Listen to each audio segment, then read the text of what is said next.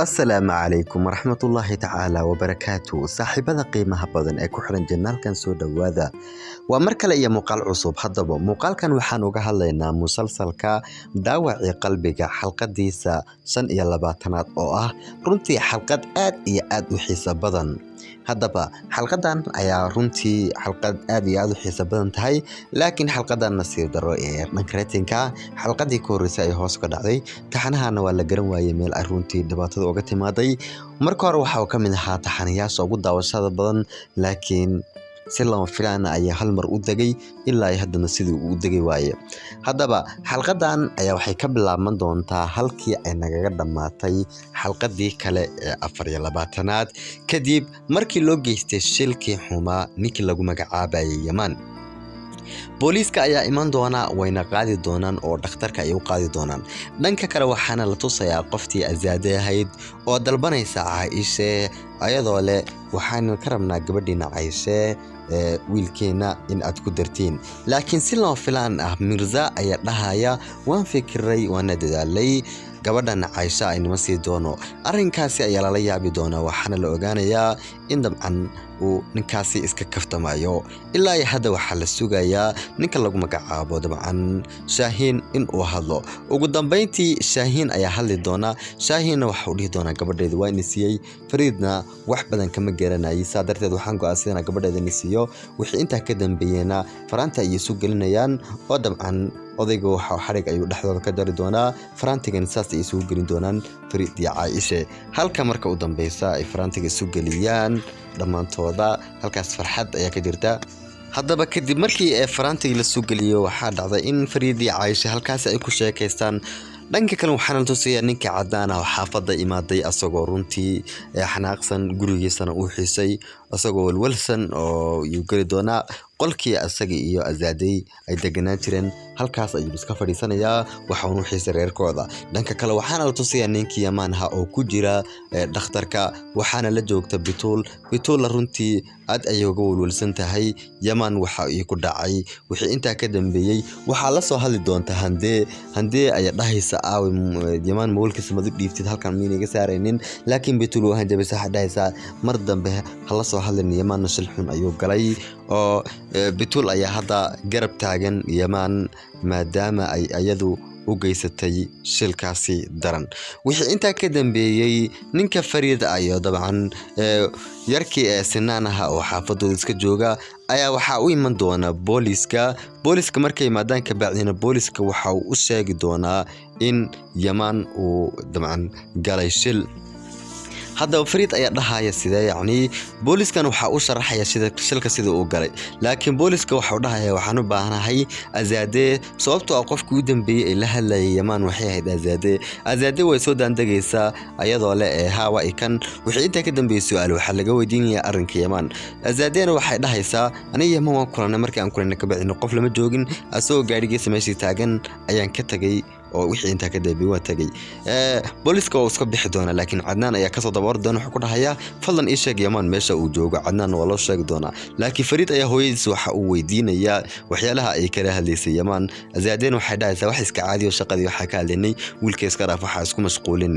wixii inta ka dambeeyay waxaana la tusayaa ninkii Yaman ahaa oo jooga dhankaas iyo dhakhtarka booliiska ayaa u imanaya sidoo kale Bituul ay ku dhahayaan ninkaaga in la yar hadalo noo yar fasax markaas ka bacdi Bituul iyadoo xasuusanaysa shilka ninkeeda u geysatay iyo markii uu geysanaysay way soo bixi doontaa shilkana ayada ayaa u geysatay oo Bituul soo bixi doontaa calaaya kulli xaal hadii aan hadalka soo koobno Yaman booliiska waxa uu ku qancinayaa in uusan waxba ka arkin arrinkii runtii halkaasi ka dhacay booliiskana waa iska soo bixi doonaan ayagoo Bituul kule fadlan hadii ninkaagu hadda wax ma xasuusto hadii aad wax aragtid nala soo wadaag waxa iman doona Fariid iyo ninkii Sinaan ahaa Bituul ayaa ka wareysanayaan dhaawiciisa haddaba waa uu soo dul istaagi doona Fariid ayagoo runtii wixii gaadhay ka xun oo kule waan ka xunahay wixii ku soo gaadhay halkaasna waa uu joogaa Fariidna waxa uu dhahayaa wixii dhacay waa uu dhacay haddana waxaan ku rajaynaynaa khayr iyo caafimaad markaas ka bacdi Fariid hadalada waa uu soo koobiyay sidoo kale ninkan Sinaan lagu magacaabo ayaa arrinkaasi ka walwalay Cadnaan ugu dambeyntii waa uu iman doona markuu imaado ka bacdi unuga ayuu ku dhahayaa wuxuu ku soo gaaray runtii aad ayaan uga xumahay wixii intaa ka dambeeyay dabcan Yamaan hadda dhaawiciisu waa iska caadi oo sidii hore waa u dhaamaa kaliya dhaawac yar xun ayaa soo gaadhay oo Yamaan weli waxa uu dhakhtarka ku jira halka xaaskiisa ay weli garab taagan tahay dhanka kale Caaisha waxa la go'aansaday in Fariid loo guuriyo sidoo kale waxaan idin sheegaynaa gabadheere ee Elif lagu magacaabo in ay runtii aad u xanuunsanayso haddaba waxaan la tusayaa Caaisha iyo qofta islaantii dabcan fiidiya ayaa waxaa dhacday in la soo waco Caaisha waxaana loo sheegi doonaa in Yamaan dhaawiciisu xun yahay haddaba wixii intaa ka dambeeyay fiidiya waxay mobile ka qaadaysaa gabadhan Caaisha ah sida ugu dhaqsiyaha badan fiidiya waxay soo diyaari doontaa in ay Yamaan u baxdo haddaba Caaisha ay dhahaysa waan ku raacaya laakiin fiidiya waxay ku dhahaysaa adiga iska joog aniga kaliya baxaya waxaan amaana kuga dhankaas wiilka Zaytuun ah waxayna ku codsanaysaa in ay iska joogto halka markii ugu dambeysay ay qoftan lagu magacaabo Zaytuun ay soo bixi doonto dhanka kale waxaa la tusi doonaa Yamaan iyo Bituul ayadoo kale sababta ay qartay ma sheegi kartaa laakiin Bituul ayaa runtii arrinkan geysatay wixii hadda ka dambeeyay waxa laga yaabaa ninkan Yamaan ah inuu iska cafiyay ficilka ku dhaqaaqay dhanka kale qoftii handee ahayd waxa la keeni doonaa ama loo keeni doonaa gabar waalatay maadaama handee jilinkeeda uu batay ayna iska dhigaysay qof maskaxda ahaan aanan caafimaad qabin kadib markii la koonay qolka gabadha kale waalan isku daya iyo sameynaysa iyadoo madaxa ka qabsanaysa handeena waxay dhawaaqaysaa albaabka ka furaya dhahaya halka markuu dambeys laga furo haddaba dhanka kale qoftii Xuseen xaaskiisa ahayd ee Zumruud ahayd Xuseen waa uu imanaya wayna yaabaysaa qaabka uu ku soo baxay iyadoo weydiinaysa sida uu ku soo baxay asagana wuxuu dhahayaa nin aan dambi lahayn ma laga yaabaa inuu xabsiga ku sii jiro sida ugu dhaqsiyaha badan uu ka soo baxaya ayadoo waxay la yaabtay runtii qaabka uu uga soo baxay xabsiga loo filaan ayayna ku noqotay sida uu uga soo baxay xabsiga wixii intaa ka dambeeyay Xuseen waa iska fadhiisan doonaa guriga ay joogtay Zumruud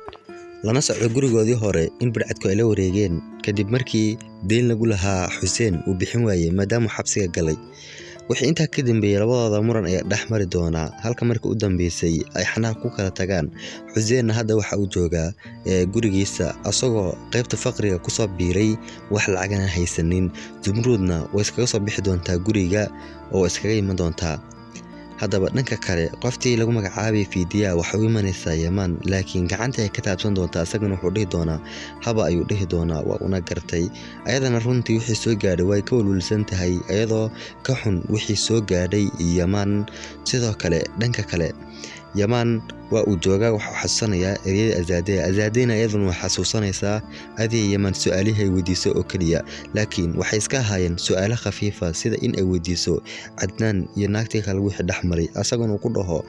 tan waxa ku fiican ama adiga iga war og maadaama oo tihiin nin naagtiisa haddaba Azaade kaliya sarbeeba ayay waday laakiin Yamaan waxa uu noqday mid su'aalaha dhan si wanaagsan uga jawaaba oo aysan xabad ku dhaxyaacin markaana jawaabta la soo booda wixii inta ka dambeeyay Azaade hadda ma aaminsano in uu wali yahay Yamaan wiilka Faraaya laakiin way iskaga iman doontaa haddaba Yamaan wuxuu go'aansanayaa inuu u tago handee marka uu imaado ka bacdi waxa uu sheegay inuu meeshan ka saari karin ayaduna waxay dhahaysaa been ayaad ii sheegtay soo ma aha asagoo dhaawac gaarsan yahay waxa dhacdaa in ay laabta ka garaacdo ayadana si loo filaan dhakhtarka waa uu qaadi doonaa meesheedii ayuuna ku celin doonaa ugu dambeyntii dhakhtarka waxa ku dhahaya adiga xaamil ayaa tahay runtii ma sheegi karno arrinkaas sida ay u dhamaysay laakiin dhakhtarka ayaa ku dhahaya si loo filaan adiga xaamil ayaa tahay arrinkan oo dhan waxa u dhaceen habeenkii isla seexdeen ninkan lagu magacaabo Yamaan haddaba hadee waxay heshay fursad ay ku baxdo wayna faraxsan tahay runtii oo arrinkaasi way ku faraxsan tahay dhacay waxayna ku faraxsan tahay ayada inay hadda xaamil tahay arrinkaasna si wanaagsan ay ugu faraxsan tahay wixii intaa ka dambeeyay dhakhtarka markuu sheegay handee in ay xaamil tahay waxaan tusay dhanka kale odaygii ee damcan lagu magacaabayo Shaahiin oo qofta Azaade dhankeed u socda Azaade isku wareegaysa faraanti dhacay ay soo qaadaya gacanteeda ayuuna ka saarayaa asagoo waxyaga hadalay isdhaafsan ay soo kala tagi doonaan halka Azaade ay ku soo laabatay guriga wixii inta ka dambeeyay Caaisha waxay isku diyaarinaysaa arooska iyadoo kolba taaj isku eegaysa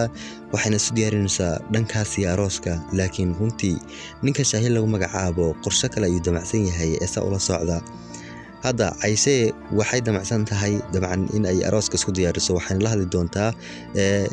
ninka lagu magacaabo Fariid kadib markii uu u sheego in saaxiibadiisa ag fadhido waxay dhahaysaa waaye wax walba waan fahmay haddana tu xanaaqday uma eko oo waa iska faraxsanaan doontaa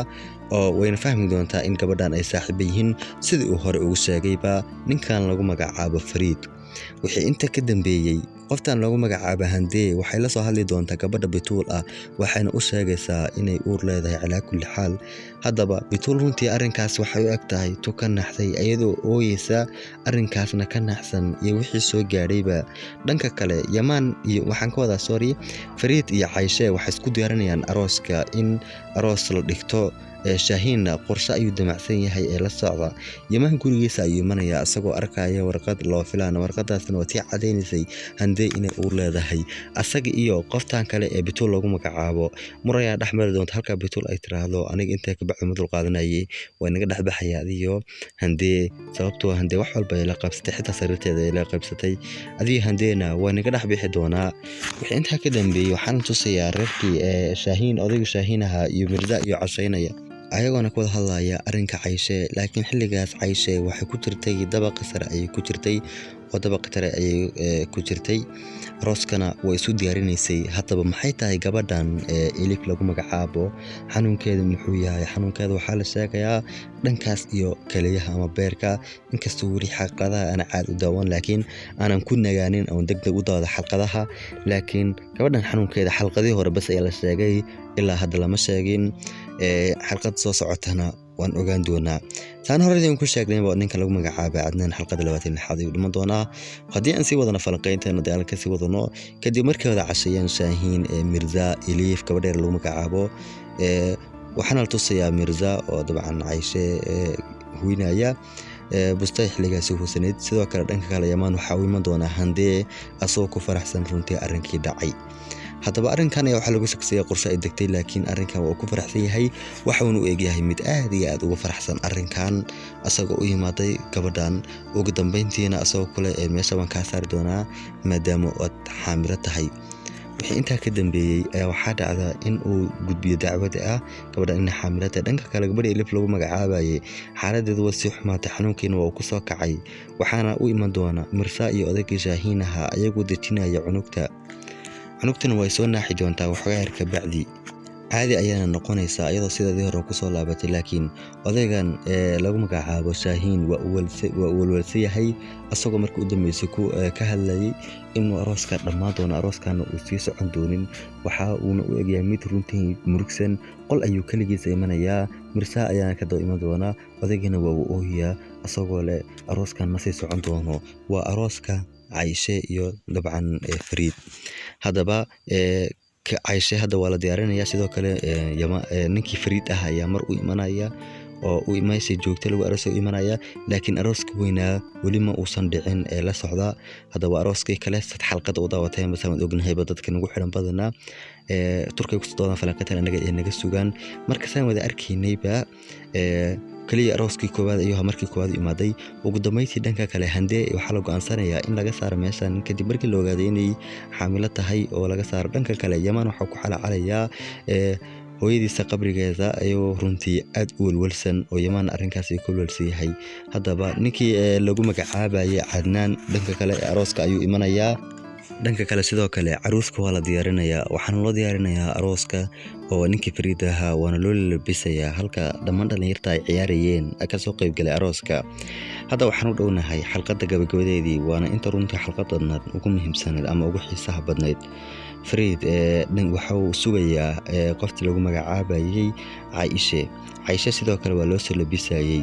oo Cayshe waa la wada sugayay. hadda waxaa la soo gaaray arooskii runtii weynaa Fariid iyo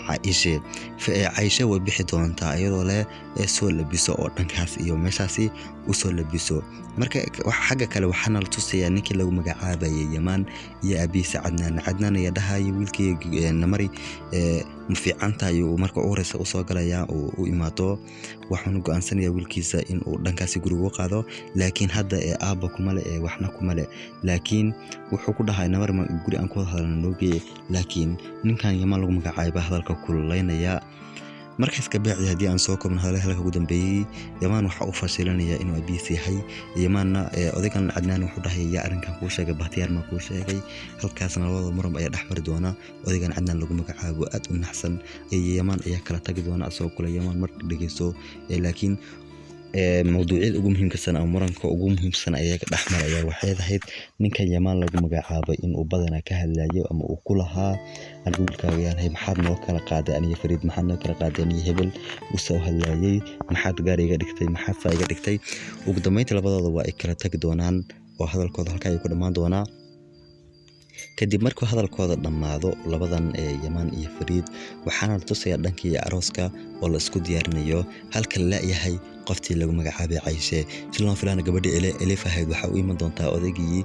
dabcan odaygu waxa iman doontaa lagu magacaabay Shaahiin waxayna ku dhahaysaa waan ku bariyaa waxa sameyn waan ku bariyaa Cayshe saha ku sameyn maanta waa farxadeeda laakiin odaygu wuxuu dhahayaa Cayshe waan ku sameynayaa waana ka qaadaya waxa leexu ka qaaday maleyno laakiin badana waagu hore buu qalay waxa la tahay inuu beer ama kaliya wax ka saaranayo si gabadhan loo galiyo gabadhan waxay ka maqan ay si iyaduna u caafimaado waana qasab waxaas la sheegay Cayshe in laga qaado markaas ka bacdi gabadhu way naxaysaa way xanaaqaysaa odaygana waxa ugu hanjabayaa in iyadu gabadha caafimaad doonto gabadhana laga qaadi doono wixii la raba dhanka kale ninkii Fariid ahaa uu iman doona arooska oo meesha arooska ayaa la imanayaa sidoo kale Shaahiin uu iman doona waxa la sugaba waa Cayshe oo soo baxda Cayshe si loo filaanay uu soo baxaysa Shaahiin uu wixii doona halka gabadha Elif ahayna ay faraxdo wixii inta ka dambeeyay runtii labadooda farxad ayay u noqonaysaa laakiin arrinka waxa ka dambeeyay ninkii lagu magacaabayay Mirsa ayaana badbaadiyay Cayshe oo la aftuba rabo ninkii aftubanay ku dhaay unugaaga inuu gacantiisa ku jira haddii aad wax samaysid haddaba muran waxa uu dhaxmari doonaa Mirsa iyo odaygii Shaahiin ahaa kadib markuu muran dhaxmaro